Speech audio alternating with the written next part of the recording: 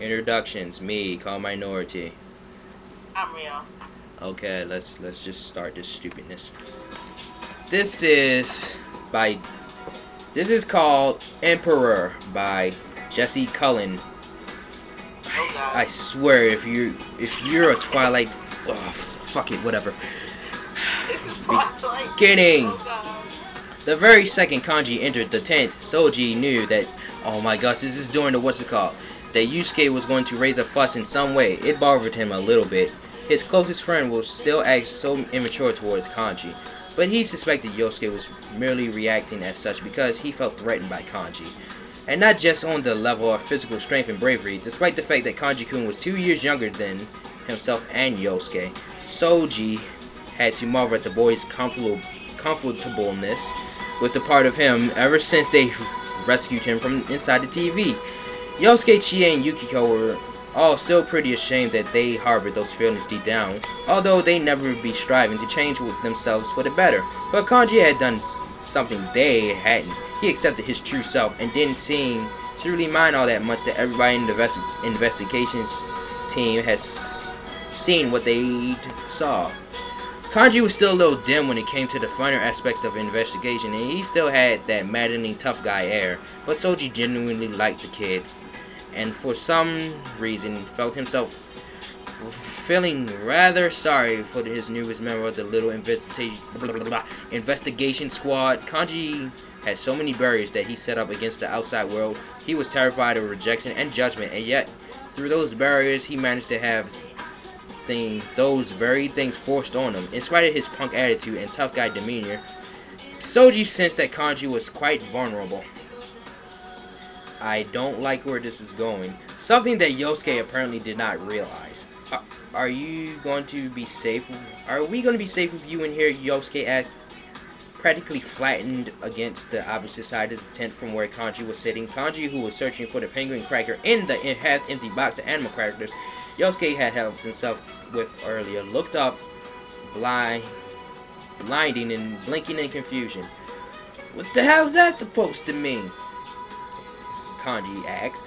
He didn't mean anything by Kanji-kun, Soji said, glaring warningly at Yosuke, who was still looking nervous. Dude, Yosuke hissed insistently. I just want to make sure that he doesn't attack us in our sleep. Kanji stood up so fast he toppled the pack of animal crackers onto the floor of the tent, spilling crumbs and crackers everywhere. How many times do I have to tell you? Kanji all but shouted. Soji glanced nervously at the tent towards the tent's entrance, terrified of all the commotion would alert King Moron or one of the other teachers. I'm fine around girls now. Oh yeah? Yosuke replied. Prove it. You're not me. And he how exactly is he supposed to? Soji began. He stopped himself, realizing that not only were Kanji and Yosuke not listening to him, but that any sort of interjection he tried to make would probably only make things worse. He stood, shook his head, dug out his MP3 player, and sat back in his sleeping bag, listening to music from an old video game he played. Would it happen to be Persona 3? He didn't have to turn the volume up way too high, which meant that Yosuke and Kanji weren't arguing all that loud. For once or twice, he opened his eyes and he saw that their argument was getting worse. He felt that the tent rustled slightly and once more opened his eyes. The front flat of the tent was swinging closed, and Kanji was nowhere to be seen. Soji looked around and saw that Yosuke was still standing, breathing heavily but looked a little sheepish. What the hell happened? Soji asked as he removed his headphones. He's going over to the girls' tent, Yosuke said, sounding caught somewhere between disbelief and anxiety. Damn, if King Moron finds him, he's going to get Kanji's ass. Yep. Why'd he run? Soji asked, his eyes narrowed in suspicion. Yosuke didn't look at him, but sat down in the sleeping bag, rubbing his back on his neck with his hand in apparent embarrassment. Yosuke! Soji hissed angrily. I might have said something, but it's not my fault if he gets expelled, Yosuke insisted. I didn't dare him or anything. Soji shook his head and glanced once more at the tent's entrance. He knew that Kanji could get like if he was really pissed, and if he went wandering around the girls' side of the tent, In the dark then, there was no telling what would happen. Taking a deep breath, Soji got on his feet and marched towards the front of the tent entrance. Yosuke called him by the arm. "Dude, what the hell are you doing?" he hissed. "What does it look like?" Soji answered. "I'm going to stop Kanji-kun before he gets in trouble." "But you could get caught too," Yosuke said. "Besides, it's not like it's your fault for—" "No," Soji said delicately. "It really isn't my fault. It's yours." He smiled brightly at Yosuke, who looked stunned. "So you should really be going out there to get him." Yosuke stood there, gaping at Soji. His hand still clapped firmly on Soji's forehead. Then after a second, he loosened the grip and fell back onto the sleeping bag, still looking like someone had clubbed him over the head. "Just be careful," Yosuke said. "If you run into King Moro, yell as loud as you can and I'll come find you." "How would that help?" Soji asked, bemused. Fuck. Yosuke scrubbed. "Well, safety in numbers, right? Besides, you can tell anyone who comes that you were going into the words for a piss or something, and you bumped into King Moron. He's probably pretty liquored up at this point." "Yep, he is." Soji smiled at his friend before he silently pushed the front flap of the tent open and stepped outside. The night was brisk, though not terribly cold. He was grateful he hadn't changed out of his school issued camping clothes, or else he would probably be freezing. He couldn't imagine how Kanji was feeling. He hadn't been wearing his school tracksuit in the tent. Then again, he was angry. He probably didn't mind the chill so much. It wasn't pitch black, which Soji was thankful for. There was a full moon shining through the trees that cast the campfire into some relief. Although it was hardly lit up like the department store window, he could see the other tents of the boys' side, all of them dark and silent, and if he strained his ears, he could hear some of the other students snoring. Shaking his head, Soji headed off in a brisk pace towards the opposite end of the camp where the girls' tents were. Having seen his fair share of freaky shit in the TV world, Soji was not remotely afraid of dark, although he still felt the light oppression of being out here alone. Once or twice, the sound of birds and crickets in the trees made him start. Although this happened so often that eventually it became too common for him to bat an eyelash at. The real threat out there was Mr. Morooka. Soji knew the man was probably hammered by this point, so it would be no trouble to run away if he saw the man coming out of the distance, but he knew booze probably made King Moron's temper even worse, and he didn't really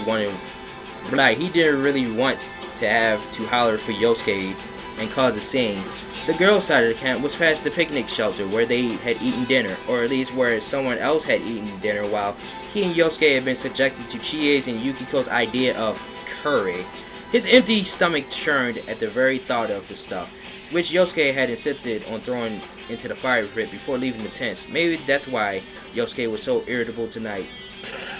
Starvation had its way of putting people on the edge, especially someone like Yosuke who enjoyed his creature comforts. Fuck, this isn't going horribly as I planned. No, but it might get worse. Who knows? Whatever. First, no. A cloud shifted from in front of him in the moon.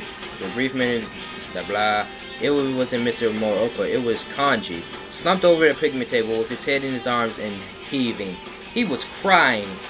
Soji definitely wanted to move forward to reach out to the boy and comfort him, but his legs wouldn't move. He stood rooted to the spot and stared ahead, watching with wide eyes and very heavy heart. Had whatever Yosuke had really gotten to Kanji that badly?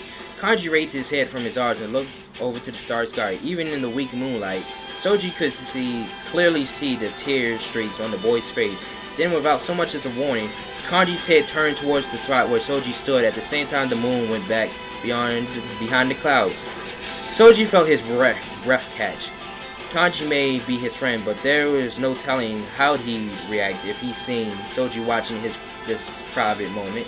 For several moments there was silence. Even Kanji had stopped sobbing.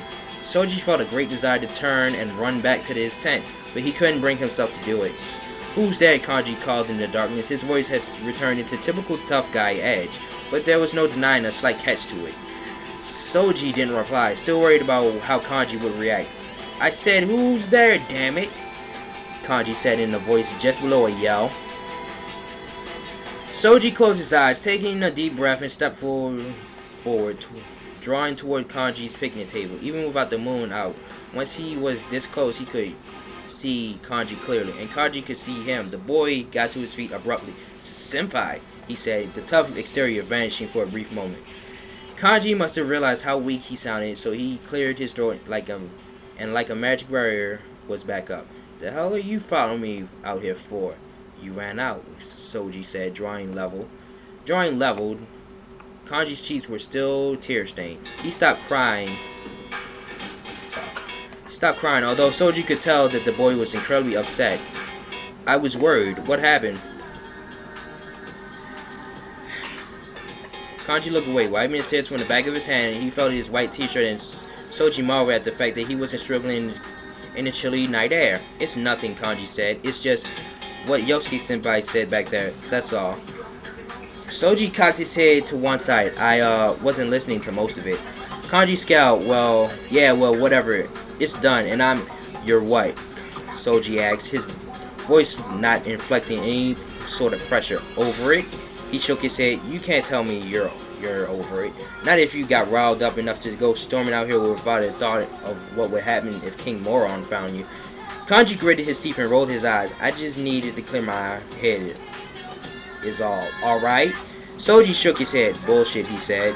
"Kanji pissed you off. I understand that. He's a great guy, Kanji-kun. He really is, but even I know he can be an insensitive ass once in a while."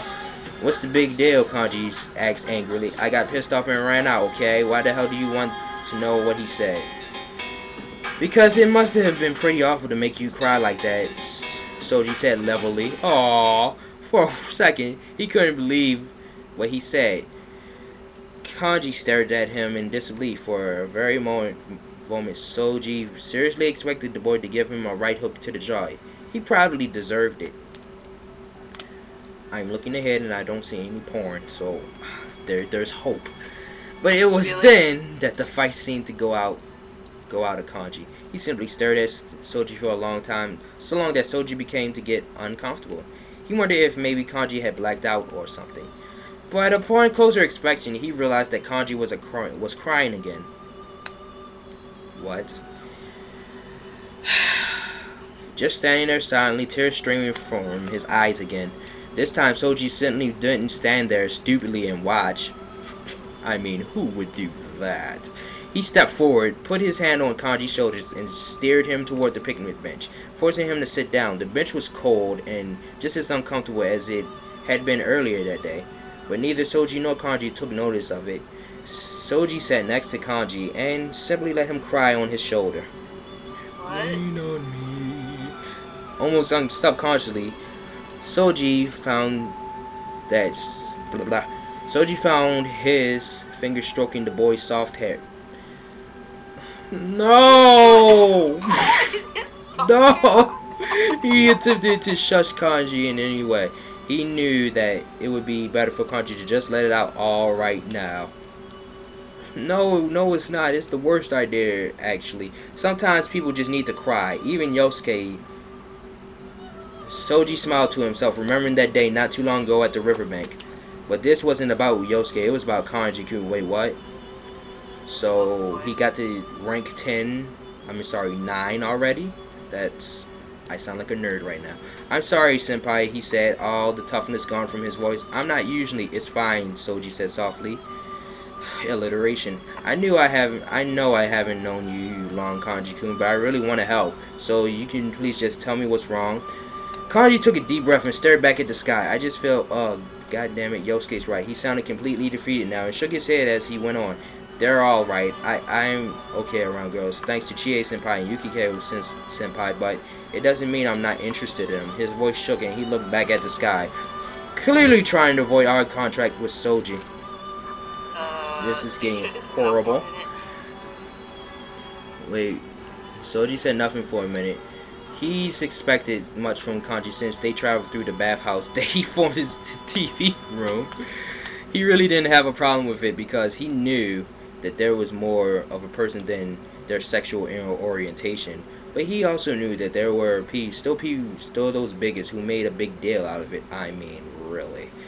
Like Yosuke, although Yosuke's unease around Kanji was more stemmed from innocent ignorance more than hatred or prejudice. Why are we getting social commentary in a freaking Persona fan fiction? Yosuke just didn't understand why a guy wouldn't be interested in girls. It's like I said in that world, Kanji went on, now looking down at his feet. I'm scared shitless of people rejecting me if they find out. They usually do. That's why I feel like I have to be like this, you know? Just be as loud and threatening as possible to keep them away. I figure if they don't get to know me, they'll never reject me when they find out. Fantastic. Oh boy. Kanji turned and looked at Soji, his eyes pleading. He stopped crying, then such an earnest expression on his face. Soji took a small intake of breath, feeling oddly moved by Kanji's expression. Senpai, Kanji said, I get it if you... His voice choked and he looked away. For a moment, Soji was puzzled by Kanji's sudden loss of voice and by that look he'd given him. Then he understood. Kanji was scared that Soji would reject him now that he knew. Slowly, Soji reached his hand over and covered Kanji's own with it. Kanji stared and looked around at him, his eyes wide. Senpai, he said breathlessly. Shh. Soji whispered. Oh my god. Oh my god, this is Shh. It's okay, baby. It's okay, Kanji-kun. If you don't have to be afraid of me. I would never reject you for being true to yourself. Oh my god. Yeah. Kanji's eyes widened even further. You're great, Soji said. I've only known you for such a short time, but I think you're amazing. Without a word, Soji closed the space between him and Kanji and kissed him. Kanji tensed at first, obviously unsure of what to do, but then as Soji deepened the kiss, Kanji wrapped his arms around him. Inwardly, Soji had no understanding of just why he wanted to kiss Kanji. All he knew was it seemed to be the right thing to do. He had never even kissed anybody before, let alone another boy, but it felt right. After several minutes, perfect moments, they broke apart, both breathing heavily. Senpai, Kanji whispered. Soji shook his head. Soji, he corrected. From now on, okay? Kanji chuckled. Okay, Soji-kun. Soji smiled and stood up. Kanji following. Together they walked back toward the dark night before their tents, where they found Yosuke fast asleep. Kanji slept close to Yosuke, but his back pressed it against him, with Soji's arms draped over him. Soji smiled before eventually drifted off, picturing the look on Yosuke's face if he happened to wake up before them in the morning. Oh boy. The end. The end.